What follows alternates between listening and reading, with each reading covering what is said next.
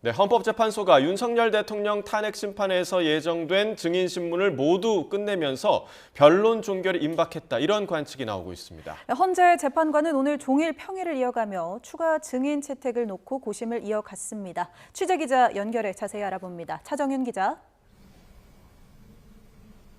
네, 헌법재판소입니다. 네, 방금 속보가 들어왔는데 헌재가 또 한 차례 변론 기일을 더 지정했다는 소식이죠?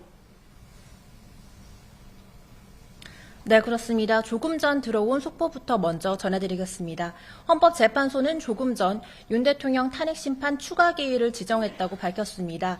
이번 주 목요일인 20일 오후 2시에 10차 변론 기일을 진행합니다. 헌법재판소는 한덕수 국무총리와 홍장원 전 국정원 1차장 그리고 조지호 경찰청장에 대해 추가 증인으로 채택했다고 밝혔습니다. 네, 문영배 헌재소장 권한대행은 어제 8차 변론을 마무리하면서 다음 주 화요일인 오는 18일 오후 2시에 9차 변론 기일을 진행한다고 밝혔습니다. 증거로 채택된 조서에 대해서 증거 조사를 하고 양측에 각각 2시간씩 현재까지의 주장과 서증 요지를 진술할 기회를 부여한다고 덧붙였습니다. 이에 따라 헌재가 9차 기일에서 변론을 종결할 수 있다는 관측도 나왔는데요. 조금 전 헌재가 10차 기일을 진행한다고 밝히면서 다음 주에 종결할 가능성도 있어 보입니다. 다만 윤 대통령 측이 추가 심리를 요구하면서 증인을 6명으로 현재까지 신청했는데요. 더 늘어날 가능성도 변수로 남아 있습니다. 네, 이와 관련해 오늘 헌재에서 이 재판관 평의가 진행됐죠? 네, 헌재는 오늘 재판관 평의를 열고 증인 채택 여부를 논의하고 있습니다. 사건 변론이 별도로 진행되지 않는 날인 만큼 오늘 오전부터 종일 평의가 진행되는 것으로 알려졌습니다. 헌재는 현재까지 밝힐 시점이 없다면서 오늘 오후 2시로 예정된 정례 브리핑을 생략하고 사건 관련 현안 논의에 집중하고 있는 모습입니다. 증인 채택 여부는 재판부가 다음 변론 기일에서 추가로 더 밝힐 것으로 보입니다.